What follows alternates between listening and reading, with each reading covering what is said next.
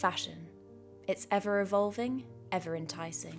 We buy, wear, and toss without a second thought. But at what cost?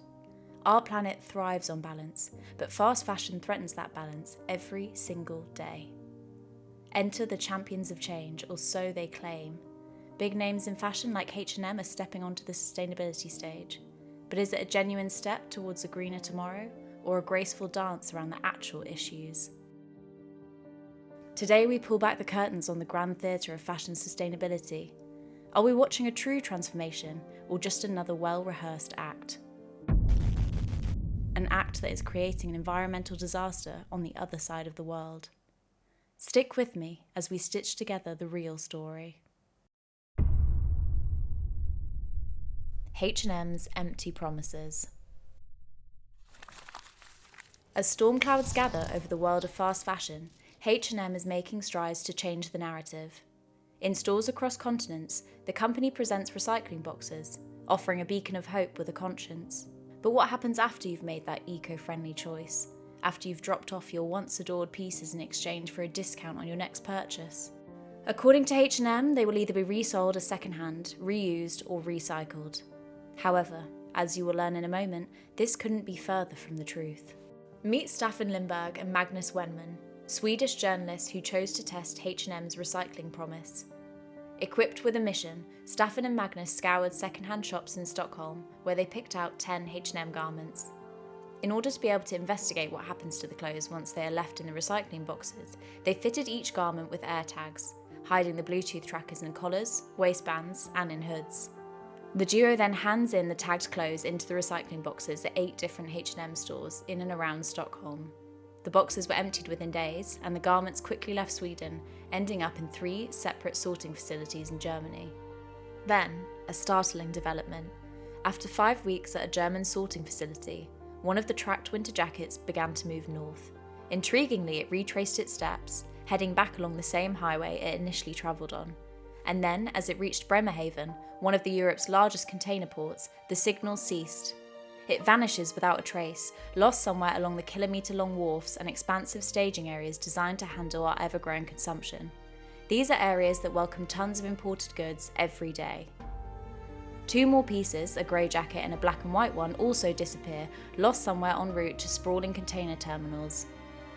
One of the hoodies ends up in a facility in Poland, where its destiny is to be ground down into fibres. Mind you, this was a hoodie considered fashionable enough to be on display in a Stockholm mall just weeks before. A grey zip-up shirt, which appears practically new, also meets a premature end. It's sent to a facility in Germany, again to be ground down into fibres. While recycling textile fibres may sound like a commendable act on the surface, the truth is a bit more complex. The climate benefit of this recycling process is actually lower than if the garment had simply continued to be worn. And so, the lofty promise on H&M's website, assuring us that garments fit for wear would find second homes, starts to sound rather empty. Remember the black and white jacket that disappeared in Bremerhaven? This jacket's journey wasn't over.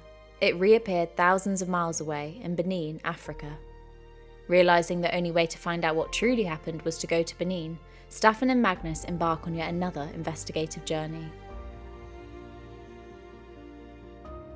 Welcome to Benin's largest market for used clothes. This labyrinth bazaar is the last known location of the black and white jacket. Almost everything imported from Europe ends up here first, so the market is the logical starting point. Enter Edgar Couton, a 24-year-old salesman who's trying to make a living here. Every week, Edgar spends a little over £70 for a bag of garments, gambling on its contents. The best case scenario? Fine dresses that he can sell to affluent women in the area. The worst case, a bag filled with unsellable items. The market buzzes. Vendors sell their goods, amplifying their messages, and lively music sets the market's pulse. People sift through mountains of clothes, searching for anything of value. This is where the fashion pyramid flips. The lion's share of profits sits comfortably at the top with major brands, leaving only crumbs for people like Edgar. Today, Edgar hasn't made a single sale, and as he closes up his shop, he leads to a more sombre place. Past stalls with I Love Denmark t-shirts and fluffy unicorn shoes, the air thickens with the smell of smoke. This is the market's grim underbelly, a dumping ground where our overconsumption is literally piled up and often burned. Edgar shows the gap in the fence to a concealed beach. It turns out this spot was a dumping ground for vast quantities of unsold clothing, up until a few years ago. Since then, the government has had to set up a new landfill 2 hours to the west.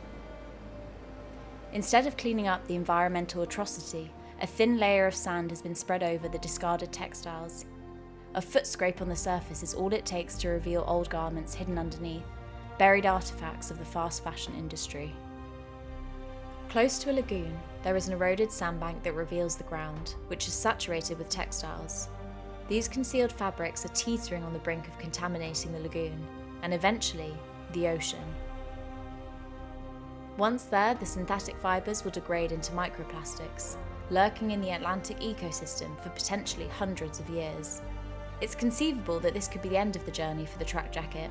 The air tag that was placed on it has ceased to send signals. Perhaps it's found its way to a market in a remote village, beyond the scope of tracking technology. Or it could be that the jacket has joined the heaps of dumped and burned garments, contributing to an ongoing cycle of waste.